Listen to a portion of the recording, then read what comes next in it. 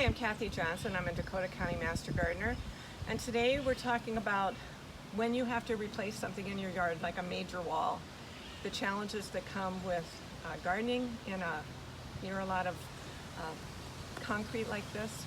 And you'll notice the wheelbarrow in the background, and we decided not to move it because gardening is a process. It's kind of never over, and so it's okay that the wheelbarrow happened to be here when the video was being filmed.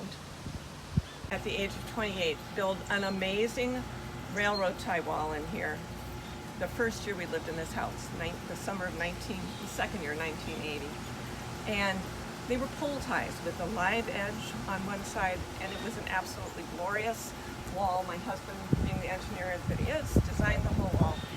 But all things must come to an end. And when our wall deteriorated to the point where we felt it was not even safe to go up and down the stairs, we this time called a professional landscaper to come in and use our same design and replace it, but with pavers of this nature. This is not a setback wall. This is called a pinned wall because we designed it to come even with the house. If you look at the corner there, you'll see that it's not a setback. So we were very happy with the company that did this work. I knew that we were going to do this, so 2 years prior, I started having my own little plant sales, just advertising on Facebook Marketplace, and I developed a section. My husband gave me a section of the vegetable garden, which I called a holding garden. And I dug anything that I thought I might want to use in the new garden and placed it back there. And they flourished. After the wall was completed, I knew, because I'm not 28 years old anymore, that I couldn't do all the perennials and all the more labor-intensive gardening that I used to do. So I've been researching flowering shrubs and lower maintenance type of products, and I'm really happy with the shrub border that I've got here. A few of these things will die back. Masterwort dies back. That's a dark-leafed penstemon that dies back. And of course, there is an Aurelia around the corner that dies back, but everything else is a shrub. And what we have found is, since there's lighting in the walls that we leave on all winter long, even just the structure of a deciduous shrub, when it's not in bloom, provides a lot of interest, winter interest, and we enjoy looking out even in the wintertime to see what my garden looks like.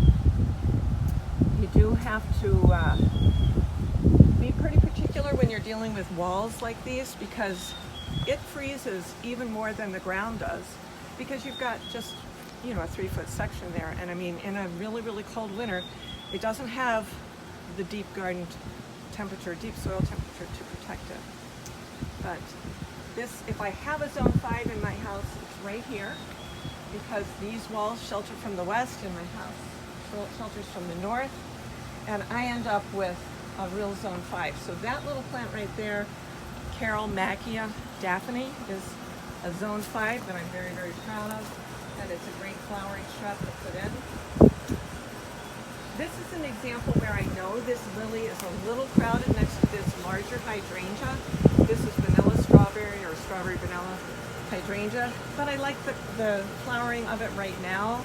And as the hydrangea goes, I'll just pull those lilies out and go, okay, not enough room for everybody, so somebody has to go. But as your garden is young, you might as well put in more plants and fill it up, even if it's with annuals. I stuck a few, you can just see a few little cosmos coming up back there, just getting ready to bloom. And if you have lilies, you might know that you really have to put the rabbit cages around the bottom because the bunnies do like them.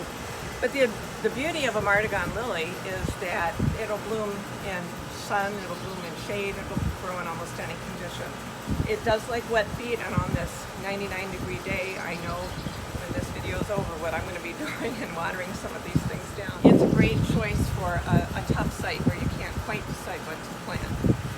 This is a Rogersia, one of my all-time favorite plants, and I just have to know that I have to water it a lot because it does like moisture. I've only just planted this about 2 weeks ago, and it's been in 3 different places in my yard. I'm looking for the ideal spot because it will get to be just a beautiful, rough textured, little bit of burgundy in there. I'm hoping I found a good spot. But I've had to move it 3 times before I find just the right spot for it, and I'm hoping this is it. Bird's nest spruce, and I almost lost it. It was up at the top of the wall last year, and it just didn't get enough sun. And bird's nest spruce takes sun, but I went on the advice of a very good gardener friend of mine who said, oh, mine grow if it's high shade. The trees are tall, and so you get ambient light in there, even though it's not direct sun. My bird's nest spruces are fine. Well, this one wasn't. So I moved it down here where it's in full sun in the morning. Plus, this is original soil that was not disturbed as much by the replacing of the railroad tie wall into the block. So, and I added compost. This is really good soil. I didn't mention this, but I should.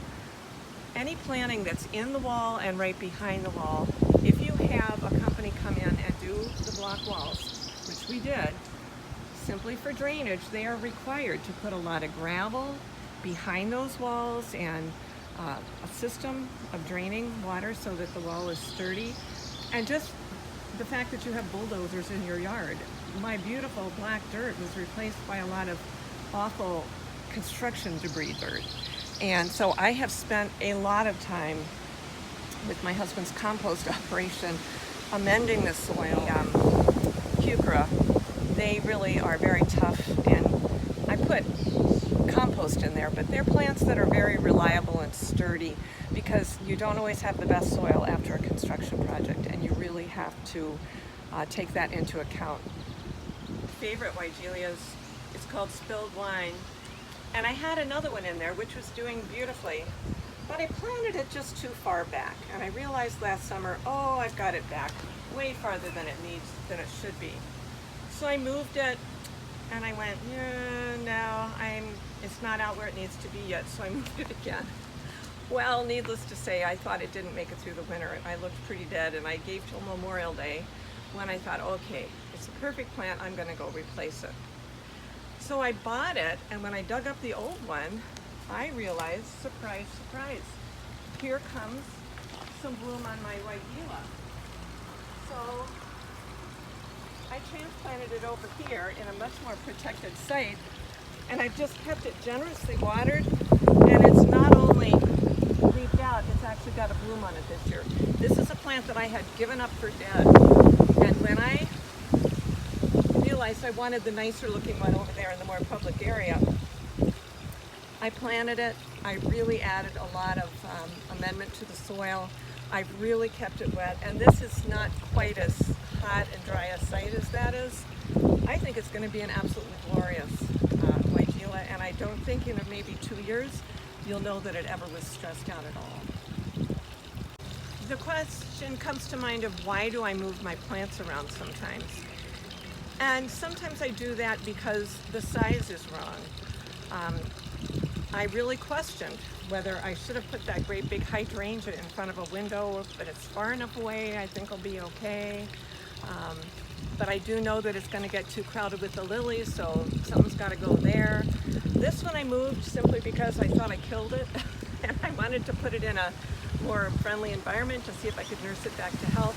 The Regersea I moved because I've seen Regersea that are glorious, and I saw it on a Master Gardener's bus tour the first time, and it was up by St. Cloud, so it was further north, but it had a lot of sun.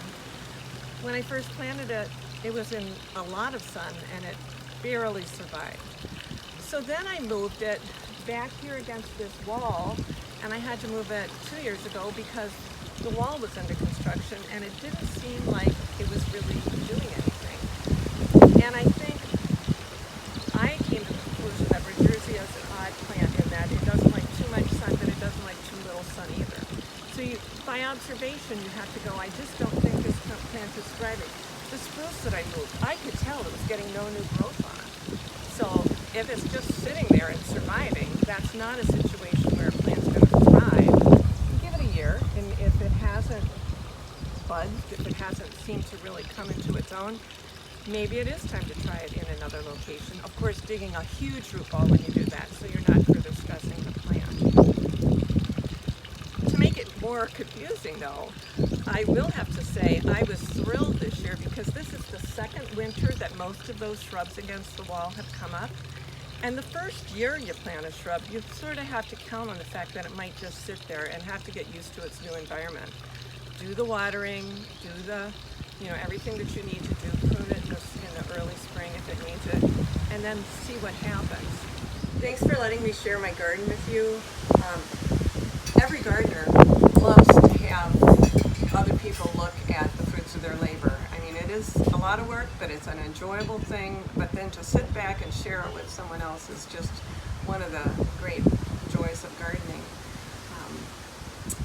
I hope you have enjoyed your time in my garden, and come and see me.